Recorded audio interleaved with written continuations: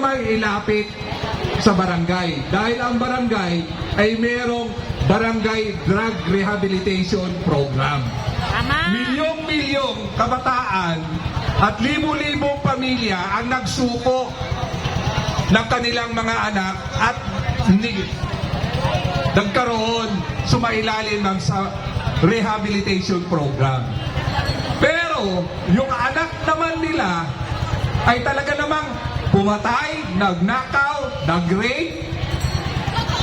Ngayon, sumasabi nila na biktima ang anak nila ng war of drug. Ang hirap po sa sitwasyon ngayon kung sino ang nagpapatupad ng batas. Honest to goodness na nagpapatupad ng batas, siya ang sinisingil.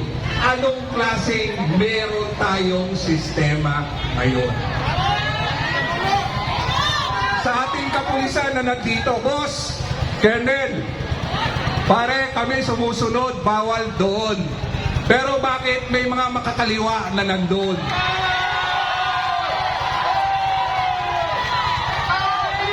Dahil kami, taga Quezon City, sumusunod.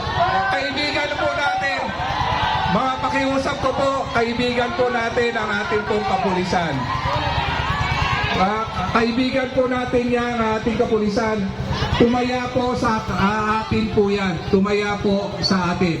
Intindihin na lang po natin, meron pong order po yan. Maraming salamat po sa ating mga kapulisan. Kaibigan po natin, ulitin ko po, kapartner po namin yan. Kung wala yung ating kapulisan ngayon, yung sistema ay katahimikan ngayon sa lugar natin, hindi rin natin makakamtanda. Kaya pakiusap ko po sa inyo. Mga kapulisan, matutuko kami. Oh. Pakiusap ko po sa inyo, ulitin ko ho, oh, tayo ho ay nandito para suportahan si Tatay Digong. Tama! Wala tayong usapin sa politika, yung usapin sa politika pagdating na ng kampanyahan yan. Tayo, taga Quezon City, nakinabang tayo kay Tatay Digong. Obligasyon natin, kung sino ang nagmahal sa atin, mamahalin din natin. At wala tayong iwanan sa taong nagbigay ng pagmamahal sa lungsod Quezon. Walang iwanan! Walang iwanan! Walang iwanan! Walang iwanan! Walang iwanan! Yan! Yan po ang kayang ipangako ng mga ordinaryong Pilipino. Na ang ordinaryong Pilipino, ang pangarap lang magkaroon ng katahimikan at kinabukasan ang kanyang mga anak. Kaya ulitin po natin, nandito tayo ngayon dahil kay Tatay Digong. Biglaan lang po ito dahil sabi nila cancel. Pero binago, gabi na nagsabi tuloy na. Siguro nakapag-strategy meeting na sila. Pero dahil kilala natin si Tatay Digong, nagsasalita mula sa puso, ang katotohanan hindi magugupo ng ilang mga bayaran nating halal.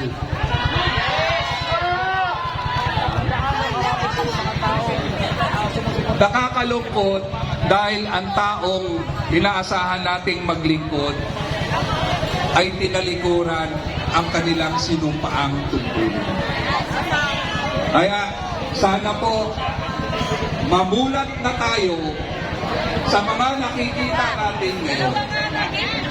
At uulitin ko, sa ating konstitusyon, mas makapangyarihan ang taong bayan. Sana huwag nating pababayaan ang Tatay Digong natin. Babalik ko ulit, kaya kapatid. Okay. Sinisipit.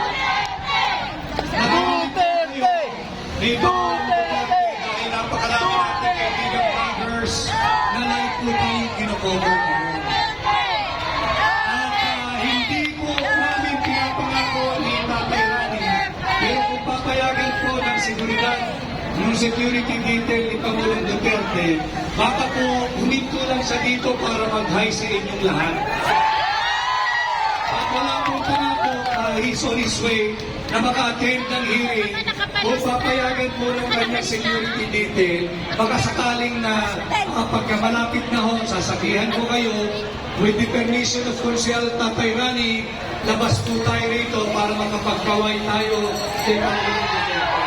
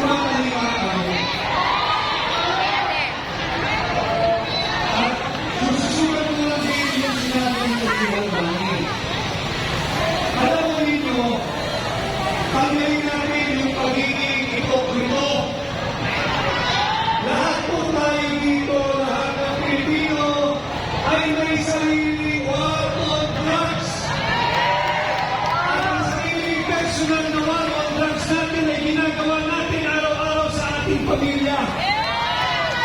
Ang mga magulang na naririto katulad ko, binabantayan natin ang ating mga anak, ang kanilang behavior, ang kanilang pag-uugali. Tinitingnan natin kung may pagbabago dahil ayaw natin sila mabarkada sa mga adik. Tayong lahat ang naririto, pag kumukuha tayo ng kasambahay, o kung tayo nag-a-apply ng trabaho, hindi ba tayo ay subject din sa war on drugs? Sa anong pamamaraan? Yung mga nag-a-apply ng trabaho ay hinihingian ng drug test. Tama po yun. War on drugs po yun. Bakit? Ayaw ng mga empleyado na makapasok sa isang empleyo na ang namumuno ay isang drug addict.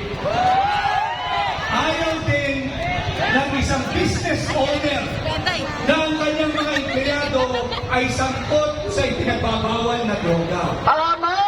Hindi po ba personal war on drugs may tatawag dyan? Yes! Yung mga naghahanap ng kasambahay, hindi po tayo papayag na kumuha ng kasambahay na adik. Hindi po ba war on drugs din yan? Sapagkat sinisiguro natin na walang papasok sa ating tahanan, walang makakasalimuha ang ating pamilya at mga anak na adik. Eh bakit?